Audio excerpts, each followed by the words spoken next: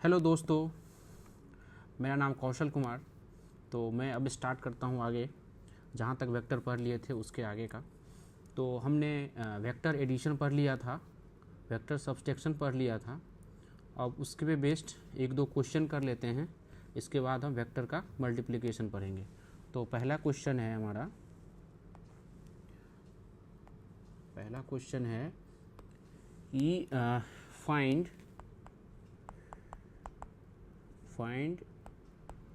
a plus b and vector a minus vector b of following two vector. तो एक vector a है, ठीक है, और दूसरा वेक्टर, इसको ऐसे थोड़ा सा इसको सीधा बना देंगे। तो क्या है, एक वेक्टर a है, एक वेक्टर b है, ठीक है, और इस दोनों के बीच का एंगल दे दिया गया है 60 डिग्री। इसका नाम अगर b वेक्टर है, इसका नाम अगर a वेक्टर है, तो बोला गया है कि इस दोनों के बीच में इस दोनों का एक बार सब्ट्रैक्शन करिए और एक बार एडिशन कीजिए। जिसमें एक चीज़ और दिया हुआ है, magnitude of vector a equal to 4 unit and magnitude of vector b equal to 3 unit. ये मॉडुलस से दिखाते हैं मैग्नीट्यूड को, ये हमने पहले बता चुका हूँ। तो पहले करेंगे एडिशन, ठीक है। तो एडिशन के लिए क्या फॉर्मूला यूज करते हैं ये अपने को पता है। और उससे भी पहले क्या है कि हम दो मेथड यूज करते थे। एक मेथड यूज करते थे पैरेललोग्राम लॉ और दूसरा मेथड यूज करते थे ट्रायंगल लॉ, मतलब वेक्टर एडिशन बाय ट्रायंगल। तो अभी मैं इसमें पैरेललोग्राम लॉ लगा रहा हूँ। पैरेललोग्राम लॉ लगाने में क्या था, पहले एक वेक्टर ऐसा होता है, एक वेक्टर होता है, इसमें थोड़ा सा, तो क्या है, एक वेक्टर ये है और दूसरा वेक्टर वो। तो क्या करते थे, इसके पैरेलल यहाँ एक वेक्टर बनाते थे, ठीक है, और इसके पैरेलल इसको ऐसे करके बनाते थे और इसको ऐसे करके ज्वाइन कर देते थे। तो ये हमारा अगर a वेक्टर है और ये हमारा अगर b वेक्टर है और इस दोनों के बीच में 60 डिग्री एंगल बना हुआ है, ठीक है, और ये होता था अल्फ़ा। तो दोनों के लिए हम बनाएंगे और इसको बोलेंगे रिजल्टेंट वेक्टर, जो कि रिजल्टेंट वेक्टर कितना है, a प्लस v वेक्टर। तब हम इसमें सबसे पहले मैग्नीट्यूड निकालेंगे। तो रिजल्टेंट वेक्टर इसको बोले थे, तो इसका मैग्नीट्यूड निकालने का क्या फॉर्मूला था कि a square plus b square plus 2ab cos theta, ठीक है। अब सिंस मैं यहाँ पे a लिखा हूँ तो इसका मतलब है कि इसका मतलब हो गया 4 और इसका मतलब हो गया 3। तो यहाँ से वैल्यू पुट करेंगे तो 4 का स्क्वायर प्लस 3 का square plus 2 into 4 into 3 into cos 60 degree. तो जब इसको हम सॉल्व करेंगे तो 16 प्लस 9 प्लस कॉस 60 कितना होता है, कॉस 60 होता है 1/2, ठीक है। ये आप जानते होंगे ट्रिग्नोमेट्री में, और अगर नहीं जानते हैं तो जब आगे कुछ बेसिक्स बताएंगे हम फिजिक्स का टूल्स, तो वहाँ बता देंगे। तो कितना हो गया इसको, तो ये हो गया आपको 24 इंटू 1/2, तो यहाँ से हो जाएगा 12, तो हो जाएगा 37।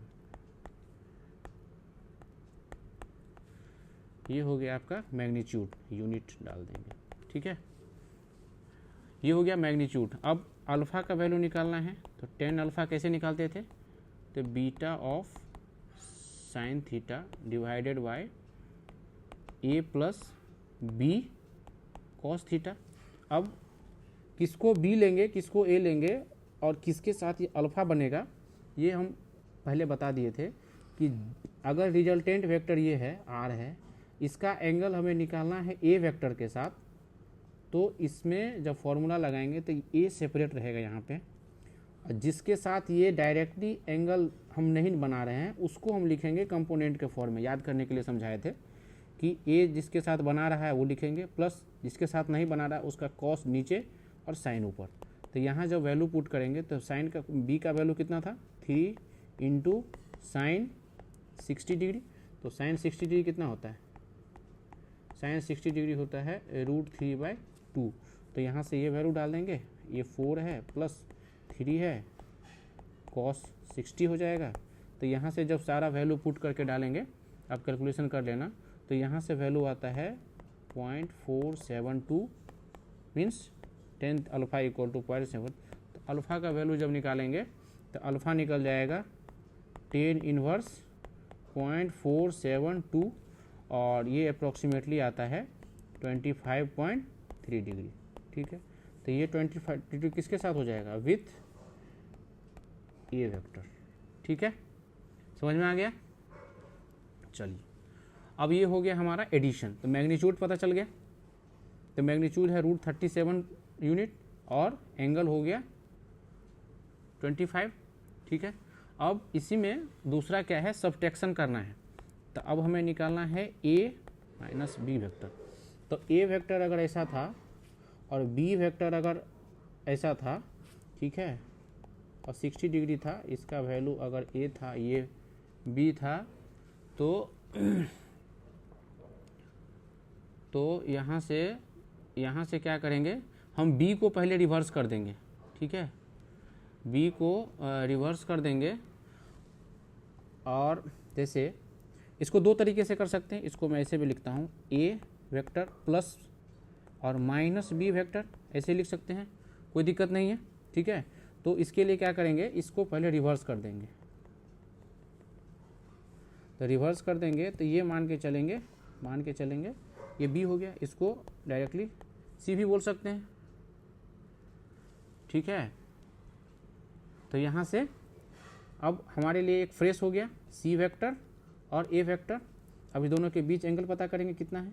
तो इस दोनों के बीच एंगल कितना है, अगर ये टोटल लीनियर पेयर से 180 है, ये 60 है, तो ये 120 हो गया। इसको बनाने का दो तरीका है। पहला तरीका क्या है कि आप ऐसे करो, a माइनस बी वेक्टर लगाओ और जहाँ भी रूट वो फॉर्मूला था उसमें ऐसा करके था formula, a² plus b² minus 2ab cos theta. ठीक है, यहाँ पे अब माइनस लगाओ और ये जो थीटा है, ये थीटा का वैल्यू वही डालो जो दोनों वेक्टर के बीच में गिवन है, ये 60 डिग्री। ये हो गया एक तरीका।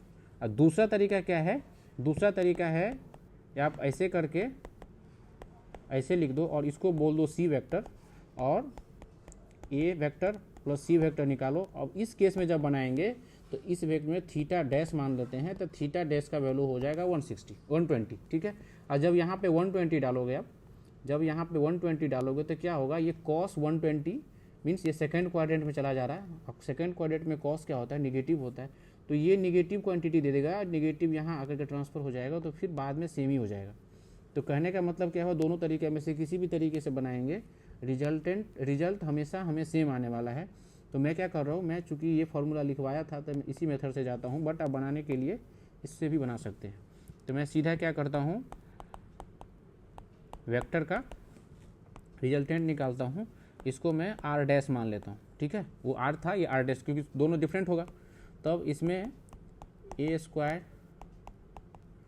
b² minus 2ab cos 60 degree.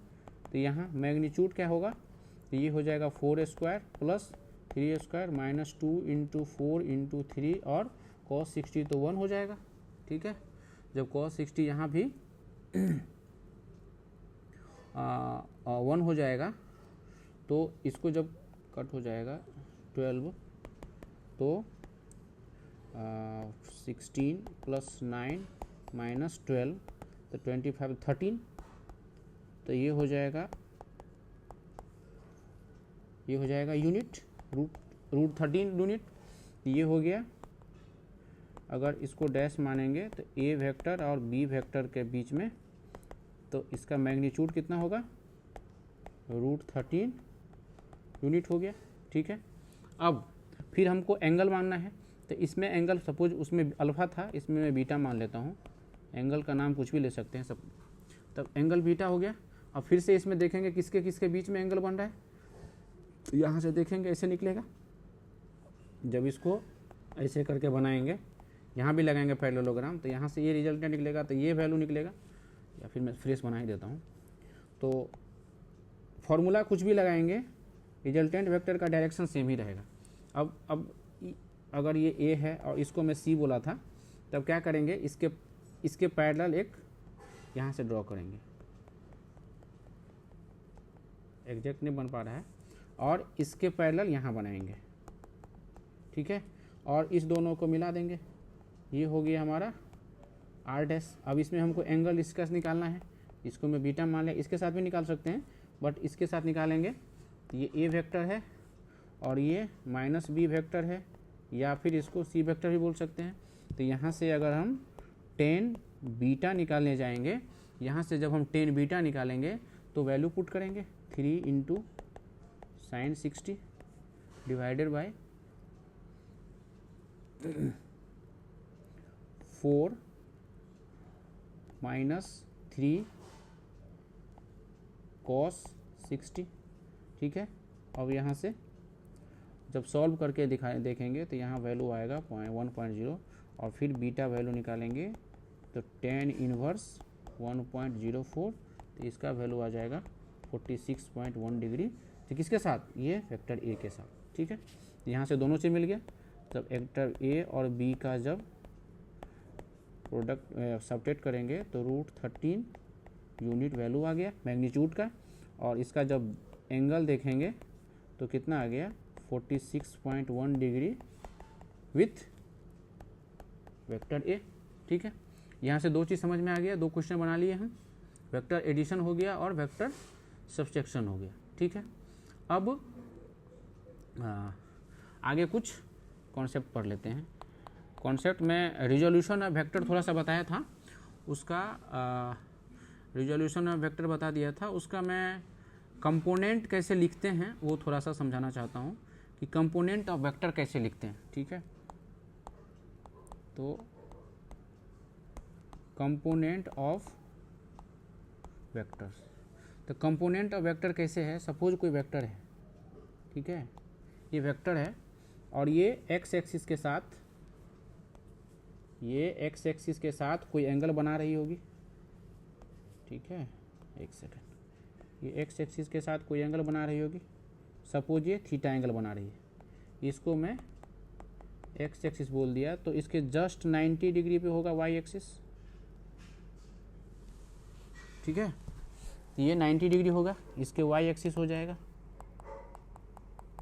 तो अब इसको मैं दो पार्ट में रिजॉल्व कर रहा हूँ इसको मैं एक ही प्लेन पे समझ रहा हूँ कि ये जो वेक्टर ए है, ये जो वेक्टर ए है, ये एक कार्टेशियन प्लेन में है, 2D में प्लेन में है, और इसका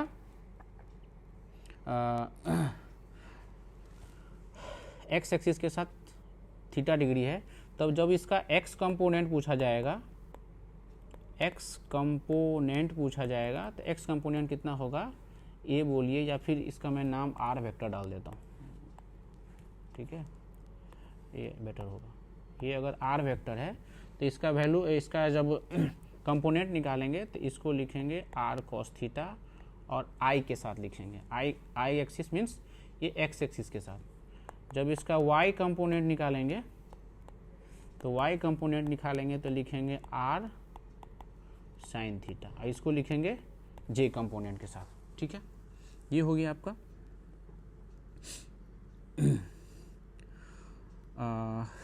अब मतलब किसी वेक्टर को दो पार्ट में ब्रेक करना है, कंपोनेंट लिखना है उसका, तो एक्स एक्सिस में लिखेंगे कॉस कंपोनेंट, वाई एक्सिस में लिखेंगे साइन कंपोनेंट, ठीक है। अब क्या है, अब आपको मैं ले चलता हूँ आगे बताने के लिए, क्या है वेक्टर प्रोडक्ट। तो प्रोडक्ट ऑफ वेक्टर बहुत ही इंपॉर्टेंट टॉपिक है, अब बहुत ही इससे क्वेश्चन, अच्छे क्वेश्चन बनते हैं। और दो वेक्टर के बीच में एंगल कैसे पता करते हैं, दो वेक्टर के बीच का एंगल ऑर्थोगोनल वेक्टर बोल दिया अगर कोई, कोई पैरेलल वेक्टर बोलिए, तो उस सब का यूज करके यहाँ पे हम बहुत अच्छे से समझेंगे। तो सबसे पहला है कि इसका दो प्रोडक्ट होता है, दो टाइप का होता है। एक वो बोलते हैं स्केलर प्रोडक्ट, ठीक है, या फिर इसको डॉट प्रोडक्ट भी बोलते हैं, इसको डॉट से दिखाते हैं, एक हो गया। दूसरा क्या है, दूसरा को बोलते हैं वेक्टर प्रोडक्ट, या फिर इसको क्रॉस प्रोडक्ट भी बोलते हैं, ठीक है, क्रॉस प्रोडक्ट। अब सबसे पहले सीखेंगे कि स्केलर प्रोडक्ट किसको बोलते हैं। तो स्केलर प्रोडक्ट में, स्केलर प्रोडक्ट पढ़ेंगे। तो स्केलर प्रोडक्ट में पहले पढ़ेंगे कि अगर कोई वेक्टर ए है, ठीक है, अगर कोई वेक्टर ए है, इसमें कोई भी एक मल्टीप्लाइंग फैक्टर से अगर मल्टीप्लाई करेंगे, सपोज कोई एक नंबर है, किसी नंबर से अगर मल्टीप्लाई करेंगे, जैसे फॉर एग्जांपल 2 से मल्टीप्लाई करेंगे, तो लिखेंगे कैसे, 2 × ए। तो ये क्या हुआ, इसमें वेक्टर का मैग्नीट्यूड चेंज हो गया, मैग्नीट्यूड इसका चेंज हो गया, डायरेक्शन सेम रहा, तो एक नया वेक्टर बनेगा कुछ। इसका एक इस तरह से प्रोडक्ट करते हैं। कोई भी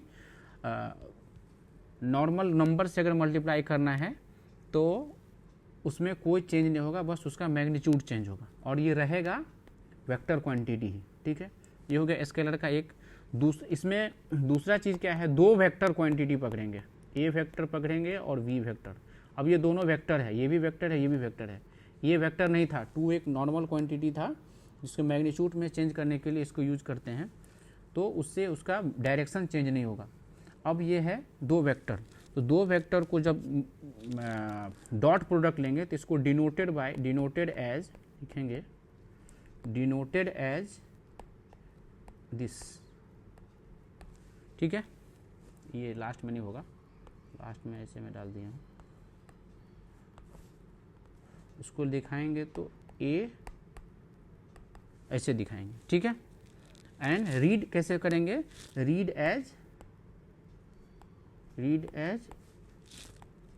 ए डॉट बी वेक्टर, ठीक है। और डिफाइन कैसे करेंगे इसको, डिफाइंड एज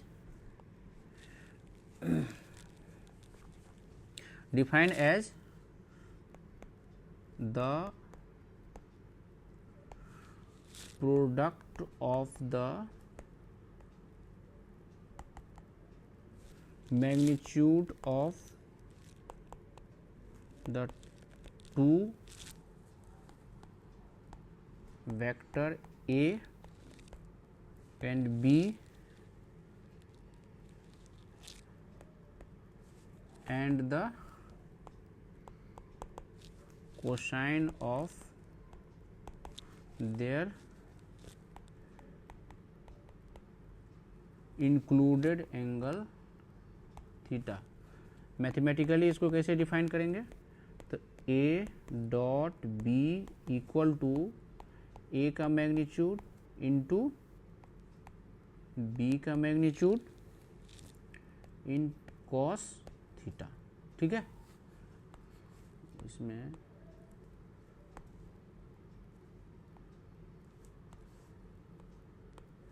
ठीक है, या फिर इसको ऐसे भी लिख सकते हैं, ए बी कॉस थीटा। और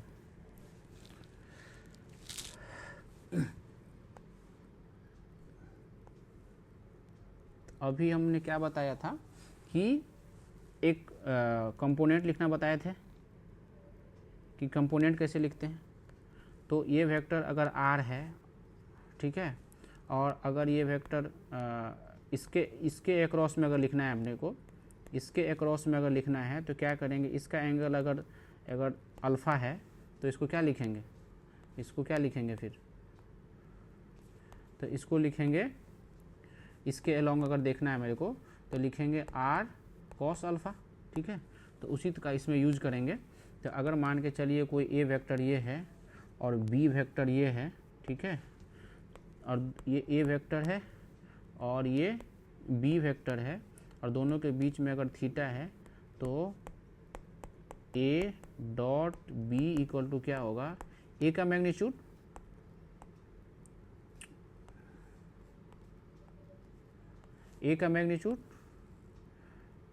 प्लस बी का मैग्नीट्यूड, इसके बाद कॉस थीटा। और ये कॉस थीटा क्या है, ये कॉस थीटा को अगर देखेंगे तो ये क्या है, इसका जो इस पे जो प्रोजेक्शन है, अगर ये साइन थीटा है, ये वाई एक्सिस है, ये एक्स एक्सिस है, तो ये जो बी वेक्टर है, बी वेक्टर का एक्स एक्सिस के अलोंग क्या प्रोजेक्शन है उसको बोलेंगे इसका कंपोनेंट। तो इसको दूसरे तरीके से लिख सकते हैं, ए इसको मल्टीप्लाई कर देंगे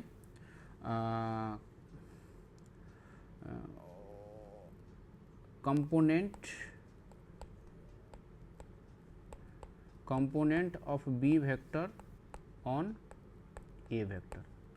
बी कॉस थीटा को क्या लिखेंगे, component of B vector on A axis A vector. तो इस तरह से हो जाएगा, ए डॉट हो जाएगा ए बी कॉस थीटा। अब देखिए इसमें क्या है, ये दोनों वेक्टर क्वांटिटी है, ए बी वेक्टर है, बी बी वेक्टर है, बट इसका जो प्रोडक्ट निकला तो ये क्या निकला, ये निकला स्केलर। तो ये होता है स्केलर क्वांटिटी, इसका नाम भी है स्केलर क्वांटिटी। डॉट प्रोडक्ट है तो डॉट प्रोडक्ट का जो रिजल्ट होता है वो स्केलर क्वांटिटी होता है। ठीक है, इसका कुछ प्रॉपर्टी है या इम्पोर्टेंट पॉइंट बोल दीजिए, इम्पोर्टेंट पॉइंट बोलेंगे तो इस तरह से है, ये ए डॉट बी लिखिए या बी डॉट ए लिखिए, दोनों का वैल्यू हमेशा सेम आएगा। क्यों, क्योंकि कॉस थीटा सेम ही है, इसका मैग्नीट्यूड बी का मैग्नीट्यूड दोनों सेम है, क्वांटिटी है, दोनों जब मल्टीप्लाई ही होना है। सपोज 2 इंटू 3 लिखे कोई या फिर 3 इंटू 2 लिखे तो दोनों सेम ही है। अब कॉस थीटा तो कॉमन है, कॉस थीटा ए कॉस थीटा लिखिए या फिर बी ऐसे लिखिए, तो ये दोनों क्वांटिटी सेम है। तो इस तरह से ए डॉट बी या बी डॉट ए लिखिए, दोनों का मीनिंग सेम होता है। ठीक है, नेक्स्ट क्या है, A B vector plus C vector. अगर इस तरह से लिखा हुआ है तो इसको क्या करेंगे, डिस्ट्रीब्यूट कर देंगे। तो डिस्ट्रीब्यूट कैसे हो जाएगा, इस तरह से हो जाएगा, प्लस एक सॉरी यहाँ से सी वेक्टर हो जाएगा। ठीक है, ये डिस्ट्रीब्यूट हो गया। थर्ड क्या है, ए वेक्टर को खुद से मल्टीप्लाई करेंगे तो कितना होगा, दोनों के बीच का एंगल हमेशा 0 होगा, तो cos 0 कितना होता है, 1 होता है। तो a इंटू ए कॉस 0 तो इक्वल टू ए स्क्वायर। ठीक है,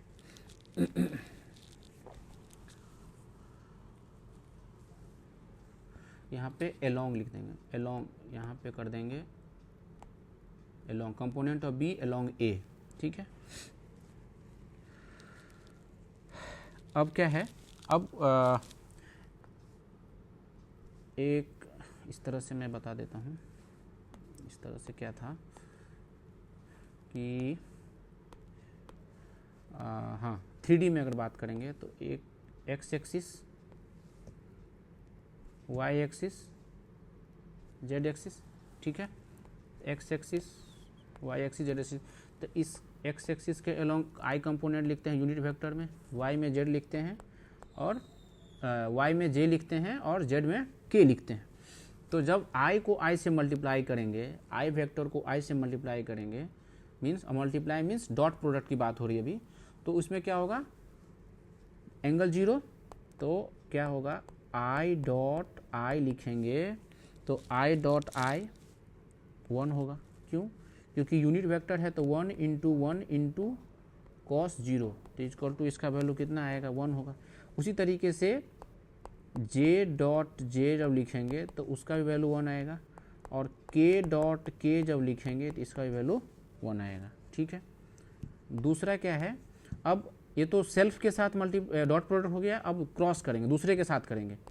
तो आई डॉट अगर जे लिखेंगे तो क्या हो जाएगा, आई का वैल्यू 1, जे का वैल्यू 1, और कॉस आई और जे के बीच में कितना एंगल होता है, यहाँ आई और जे के बीच में कितना एंगल है, तो यहाँ 90 डिग्री एंगल है, तो कॉस 90 करेंगे तो 0 हो जाएगा। सिमिलरली आई को अगर के के साथ डॉट लेंगे तो 1 इंटू कॉस 90 होगा, तो यहाँ भी 0 हो जाएगा। और आई के इंटू आई जे हो गया, ये जे इंटू के कर देंगे मान के चलिए, तो यहाँ 1 इंटू कॉस, तो ये भी 0 हो जाएगा। इस तरह से क्या होगा, आई मतलब जिस किसी भी कंपोनेंट, किसी भी यूनिट वेक्टर का सेल्फ से मल्टीप्लाई करने पे वैल्यू 1 देगा, दूसरे से मल्टीप्लाई जैसे आई का जे से करने पे, आई का के से करने पे, जे का के करने से, इसमें क्या होगा, वैल्यू इसका 0 हो जाएगा। ठीक है, चलिए अब हाँ, वेक्टर को एक और फॉर्म में लिखते हैं। जैसे एक वेक्टर है ए, तो इसको लिखते हैं कार्टेशियन फॉर्म में जब लिखेंगे तो सपोज ए एक्स आई कंपोनेंट प्लस बी, सॉरी इसको एक सेकेंड, ऐसे नहीं लिखते, ये ए वेक्टर है, इसको ए1 वेक्टर मान लिए, तो a1 b1, तो ये अगर j कंपोनेंट ऐसा है और c कंपोनेंट अगर इस तरह से लिखा हुआ है, और a2 वेक्टर ऐसा है कि a2i plus b2j plus c2k vector है। तो अगर कोई पूछे कि a vector dot a2 vector का अगर डॉट लेंगे तो क्या होगा, तो इस केस में क्या करेंगे, हम सबको इंडिविजुअली मल्टीप्लाई करेंगे, इसको इससे करेंगे, इससे करेंगे, सॉरी इससे नहीं करेंगे, ये तो प्लस है, ठीक है, हाँ, तभी इसको इससे करेंगे, इसको इससे करेंगे और इसको जे से करेंगे। तो अभी हमने क्या देखा था, आई को आई से करने पे 1 हो रहा था, तो a1 a2 लिख देंगे, बट आई और जे को जब मल्टीप्लाई किए थे, आई और जे को मल्टीप्लाई किए थे तो 0 हो गया था, तो उसको हम नहीं लिखेंगे। आई और के को जब लिखे थे तो 0 हो गया था, नहीं लिखेंगे। अब फिर क्या करेंगे, इसको मल्टीप्लाई करेंगे इससे, तो जे और आई को जब मल्टीप्लाई करेंगे तो 0 हो जाएगा। जे और जे को जब मल्टीप्लाई करेंगे तो b1 इंटू b2 आ जाएगा, ठीक है। और जे को जब के से मल्टीप्लाई करेंगे, ये वेक्टर नहीं है, ये मैं ऐसे प्रोडक्ट के तौर पे लिख दिया हूँ, कभी कभी कन्फ्यूज नहीं होना है, ठीक है। अब जे को जब के से मल्टीप्लाई करेंगे तो जे और के 0 हो रहा है, तो ये 0 हो जाएगा। फिर c1 k1 सी के आई को जब जे आई से मल्टीप्लाई करेंगे तो ये भी 0 दे देगा, के को जे से करते हैं तो ये भी 0 दे देगा, और के को के से करेंगे तो c1 इंटू c2 देगा। तो यहाँ से क्या मिला अपने को, a1 a2 plus b1 b2 plus c1 c2। तो क्या समझ में आया, यहाँ से दो वेक्टर अगर इस तरह से लिखा हुआ है, यूनिट वेक्टर के फॉर्म में लिखा हुआ है, तो आई का जो कंपोनेंट है उसको उसी से मल्टीप्लाई करेंगे, जे वाला है उसी से मल्टीप्लाई करेंगे, सी का साथ जो है उससे मल्टीप्लाई करेंगे, और ये हमको एक स्केलर क्वांटिटी दे देगा जो कि दोनों वेक्टर a1 और a2 वेक्टर का डॉट प्रोडक्ट है, ठीक है। इसके बाद एक और पॉइंट आता है कि दो वेक्टर के बीच में एंगल पता करना, ठीक है। एक वेक्टर ये है, एक वेक्टर ये डाल दिया, सॉरी, ठीक है, और ये वेक्टर a है, ये वेक्टर b है, इसका मैग्नीट्यूड अगर कुछ दे दिया, मान के चलो इसका मैग्नीट्यूड अगर 5 दे दिया, इसका मैग्नीट्यूड 8 दे दिया, ठीक है। अब इस दोनों के बीच में एंगल क्या है नहीं पता है, बट इसमें एक चीज़ और देना पड़ेगा उसको, क्या दिया गया है कि दोनों वेक्टर के बीच जो डॉट प्रोडक्ट है, डॉट प्रोडक्ट का वैल्यू दे दिया है। तो इस तरह से अगर दे दिया है अपने को वैल्यू, इसका अगर कुछ वैल्यू दे दिया है, मान के चलो 45 पकड़ लेते हैं, 45 नहीं होगा, इसका वैल्यू अगर 30 पकड़ लेते हैं, ठीक है। तो जब कॉस थीटा निकालने जाएंगे तो कॉस थीटा क्या होता है, कॉस थीटा निकालने के लिए क्या करेंगे, ए वेक्टर बी वेक्टर का डॉट प्रोडक्ट नोमिनेटर में रखेंगे और डिनोमिनेटर में ए और बी को मैग्नीट्यूड का प्रोडक्ट लिखेंगे। तो ये दोनों का इसका वैल्यू हमको दिया हुआ है 30, और ए बी का वैल्यू दिया हुआ है, इसका मैग्नीट्यूड कितना है 5 है, इसका मैग्नीट्यूड कितना है 8 है, तो यहाँ से 30/40 हो जाएगा, जो कि लेस देन 1 होना चाहिए कभी भी, ठीक है। क्योंकि कॉस का क्या है, कॉस का जो रेंज होता है कितना होता है, लेस देन इक्वल टू -1 से 1 तक होता है। जब ट्रिग्नोमेट्री पढ़ेंगे तो इस समय ये समझ में आएगा कि कॉस का रेंज -1 से 1 के रेंज में होता है, ठीक है। तो हमने डॉट प्रोडक्ट पढ़ लिया, अभी तक डॉट प्रोडक्ट पढ़ लिया। तो अभी हम क्या करते हैं कि उसमें एक क्वेश्चन बना लेते हैं कि एंगल पता करते हैं कि कितना एंगल है दोनों एंगल के, दो वेक्टर के बीच में। ठीक है, तो एक क्वेश्चन है, एक वेक्टर दिया हुआ है जिसका जो इस तरह से है, ठीक है, और दूसरा वेक्टर दिया हुआ है इस तरह से, ठीक है। अब पूछा है कि find angle between vector A and vector B. तो कैसे निकालेंगे इसको? तो एंगल अभी हमको पता करने, इसको निकालना है, तो कैसे निकालेंगे? तो इसमें शायद मैं आप लोगों को एक चीज़ नहीं बताया हूँ। अगर इस फॉर्म में कोई वेक्टर दिया हुआ होता है तो मैं बता देता हूँ अभी। अगर कोई वेक्टर इस तरह से लिखा हुआ है AXI AYJ प्लस AKK, इस फॉर्म में लिखा हुआ है कोई वेक्टर, एक जनरल स्टैंडर्ड है, स्टैंडर्ड इक्वेशन, स्टैंडर्ड फॉर्म है किसी वेक्टर को दिखाने का, जो कि 3D में वेक्टर में दिखाता है। तो ये क्या होगा? एक्स एक्सिस के अलोंग क्या मैग्नीट्यूड है, वाई एक्सिस के अलोंग क्या मैग्नीट्यूड है, जेड एक्सिस के अलोंग क्या मैग्नीट्यूड है, प्लस ये जो कैप दिख रहा है तो पता ही है कि डायरेक्शन दिखाता है। अब हमको इसका मैग्नीट्यूड पता करना है। तो मैग्नीट्यूड पता करने के लिए क्या करेंगे? रूट अंडर लेंगे, AX का स्क्वायर करेंगे, AY का स्क्वायर करेंगे, प्लस AK का स्क्वायर करेंगे। यहाँ से ये नंबर है, ये भी नंबर है, ये भी नंबर है, तो यहाँ से कोई एक नंबर फाइंड आउट होगा, ये हमारा हो जाएगा A का मैग्नीट्यूड। ठीक है, तो अभी इस क्वेश्चन को बनाने के लिए हमको इसकी ज़रूरत थी, इसलिए मैंने इसको बता दिया। तभी हम क्या करेंगे? ए वेक्टर का मैग्नीट्यूड पता करना है। तो ए वेक्टर का मैग्नीट्यूड पता करने के लिए क्या करेंगे? 2 का स्क्वायर करेंगे, 1 का स्क्वायर करेंगे, प्लस -1 का होल स्क्वायर करेंगे, तो कितना होगा? यहाँ से 4 1 + 1, तो ये कितना हो जाएगा? रूट अंडर 6 हो जाएगा। दूसरा वेक्टर क्या था? दूसरा वेक्टर का मैग्नीट्यूड निकालेंगे तो क्या होगा? 1 स्क्वायर प्लस -1 का होल स्क्वायर, तो यहाँ से रूट अंडर 2 आ जाएगा। दोनों का मैग्नीट्यूड आ गया। अभी हमने बताया था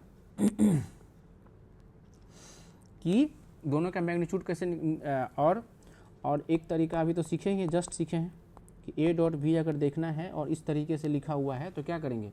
इसके साथ इसको मल्टीप्लाई, इसके साथ है ही नहीं J कंपोनेंट, तो यहाँ 0 मान के लिख सकते हैं, और किसका? K component. तो क्वेश्चन के अकॉर्डिंग तो I कंपोनेंट के साथ कितना है? 1 है, तो 2 × 1, प्लस J कंपोनेंट के साथ कुछ नहीं है तो 0 × 1 कर देंगे, और K कंपोनेंट के साथ कितना है? -1 × -1, तो यहाँ से कितना मिला? 2 + 0 + 1, तो यहाँ से आ गया 3। ठीक है, अब cos थीटा निकालना है, तो क्या बोले थे? A डॉट B न्यूमरेटर में, डिनोमिनेटर में A का मैग्नीट्यूड और B का मैग्नीट्यूड, तो यहाँ से A डॉट B निकल गया 3, और A डॉट B, A का मैग्नीट्यूड कितना निकला था? A का मैग्नीट्यूड निकला था √6, और B का मैग्नीट्यूड निकला था √2। तब यहाँ से देखेंगे 3/√12 हो जाएगा। इसको कितना करते हैं? ये 4 को इसको अंदर में लिख सकते हैं, 4 × 3, 4 बाहर आ जाएगा, तो 2 × √3 हो जाएगा। यहाँ से कट के √3, तो √3/2, तो cos थीटा = √3/2। तो cos थीटा √3/2 कितना पे होता है? ये होता है cos theta cos inverse of √3/2, इसका होता है 30 डिग्री। तो यहाँ से क्या पता चल गया? दोनों एंगल के बीच में 30 डिग्री एंगल बन रहा है। ठीक है, तो इस तरीके से और भी कुछ क्वेश्चन है जो कि हम डिस्कस करेंगे आगे। एक और मैं दे ही देता हूँ,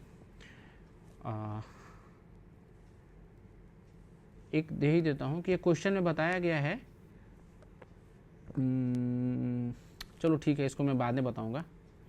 अभी अगला जब कुछ वीडियो शूट करूंगा मैं, तो उसमें आपको मैं बताऊंगा कि वेक्टर प्रोडक्ट कैसे पता करते हैं। बहुत ही इंपॉर्टेंट है वेक्टर प्रोडक्ट पता करना। थोड़ा सा कन्फ्यूजन भी होता है लोगों को, क्योंकि जब आगे इलेक्ट्रिसिटी एंड मैग्नेटिज्म का चैप्टर पढ़ेंगे तो वहाँ इस वेक्टर प्रोडक्ट पता करना बहुत ही क्रूशियल भी हो जाता है, बहुत इंपॉर्टेंट भी हो जाता है। तो वहाँ आपको ये हेल्प करेगा, वेक्टर प्रोडक्ट या फिर क्रॉस प्रोडक्ट जिसको भी बोलते हैं, वो निकालेंगे। तो उम्मीद करता हूँ कि अभी तक आपको जितना भी मैंने बताया है वो आपको समझ में आया होगा। ठीक है, तो आज का यहीं पे समाप्त करते हैं और अगला क्लास में फिर से मिलेंगे, जहां हम लोग पढ़ेंगे कि वेक्टर का क्रॉस प्रोडक्ट कैसे करते हैं। ठीक है, तो